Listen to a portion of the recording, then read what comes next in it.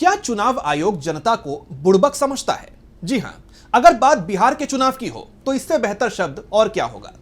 दरअसल बिहार में विधानसभा चुनाव से ठीक पहले चुनाव आयोग का विशेष गहन पुनरीक्षण यानी एसआईआर अभियान राजनीतिक तूफान का केंद्र बना हुआ है। इसी को लेकर राहुल गांधी, तेजस्वी यादव समेत तमाम विपक्षी नेताओं ने बिहार बंद बुलाकर चुनाव आयोग और सरकार पर हमला बोला। इस अभियान के तहत 2003 की वोटर लिस्ट को आधार बनाकर 4.96 करोड़ वोटरों को दस्तावेज जमा करने से छूट दी गई है, लेकिन बाकी लगभग 3 करोड़ वोटरों से 11 डॉक्यूमेंट्स में से एक जमा करने को कहा गया है। इस फैसले ने विपक्षी दलों, सामाजिक कार्यकर्ताओं और आम जनता के बीच गहरी आशंकाएं और सवाल पैदा कर दिए हैं। पॉलिटिकल एनालिस्ट और स्वराज इंडिया के नेता योगेंद्र यादव ने इस प्रक्रिया को लेकर चुनाव आयोग से 11 तीखे सवाल पूछे हैं, जो इस अभियान की पारदर्शिता, औचित्य और समय पर गंभीर सवाल उठाते हैं। तो कौन से हैं ये 11 सवाल, आइए एक एक करके समझते हैं। योगेंद्र यादव ने अपने सवालों के जरिए आयोग की मंशा और प्रक्रिया की विश्वसनीयता को कटघरे में खड़ा करने का काम किया है।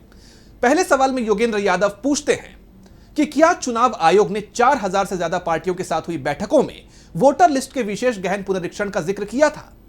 क्या यह बड़ा फैसला लेने से पहले देश और खासकर बिहार की पार्टियों से राय मशविरा करना जरूरी नहीं था? दूसरा सवाल, 2003 के बाद से गहन पुनरीक्षण रोकने के फैसले को बदलने का क्या कारण है? शहरीकरण, आप्रवास, डुप्लीकेट वोट आदि समस्याओं का समाधान वर्तमान लिस्ट में संशोधन से क्यों नहीं हो सकता? पुरानी लिस्ट को खारिज कर नई बनाने की क्या जरूरत है? क्या इस फैसले से पहले नफा नुकसान का मूल्यांकन किया गया था?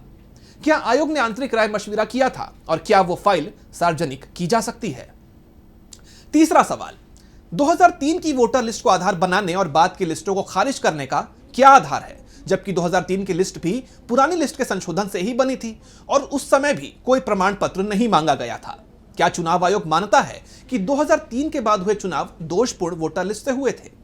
चौथा सवाल, 2003 की लिस्ट में नाम ना होने वालों से मांगे गए 11 डॉक्यूमेंट्स में से हर भारतीय नागरिक के पास कोई ना कोई दस्तावेज होने का चुनाव आयोग को कैसे भरोसा है?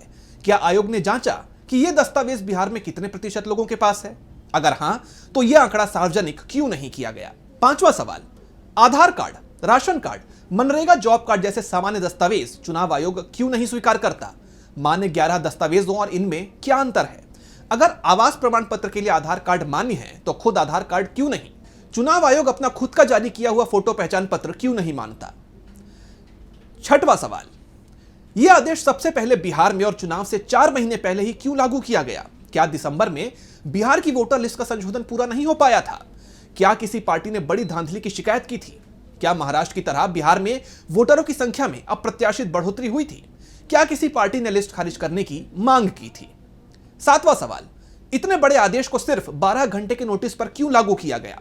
क्या आयोग को यह नहीं पता था कि 8 करोड़ नामों वाले फॉर्म छापने और 97,000 बूथ हों जिनमें 20,000 पर बूथ लेवल ऑफिसर्स का पद रिक्त था, वहां पर वितरण में कितना समय लगेगा? आठवां सवाल, इतनी विशाल प्रक्रिया के लिए सिर्फ 1 महीने का समय क्यों दिया गया? क्या करोड़ों लोगों से इतना काम 1 महीने में कभी हुआ है? जाति सर्वे में 5 महीने लगे थे, तो यह चमत्कार 1 महीने में कैसे होगा? क्या आयोग को बिहार में मानसून और बाढ़ का पता नहीं था? नौवां सवाल, अगर फैसला गलत हुआ है तो चुनाव आयोग अपनी गलती क्यों नहीं मान रहा है और नए बहाने क्यों बनाए जा रहे हैं?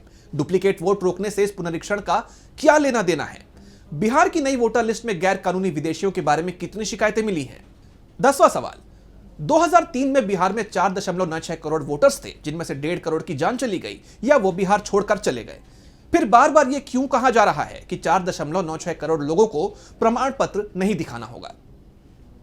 11वां सवाल, हर रोज जारी हो रहे चमत्कारिक आंकड़े जैसे 36% लोगों ने फॉर्म भर दिए, अगर यह सच है तो उन लोगों के नाम सार्वजनिक क्यों नहीं किए जा रहे हैं? क्या जनता को बुड़बक माना जा रहा है?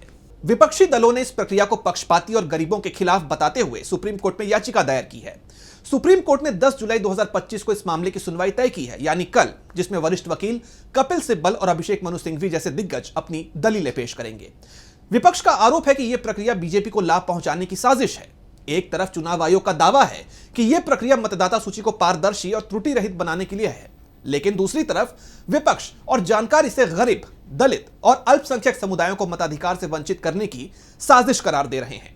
सुप्रीम कोर्ट का फैसला और जनता की प्रतिक्रिया इस सवाल का जवाब देगी, लेकिन फिलहाल योगेंद्र यादव के सवालों ने चुनाव आयोग को कटघरे में लाकर खड़ा कर दिया है और बता दिया है कि बिहार की जनता बुड़बक बनने को तैयार नहीं है।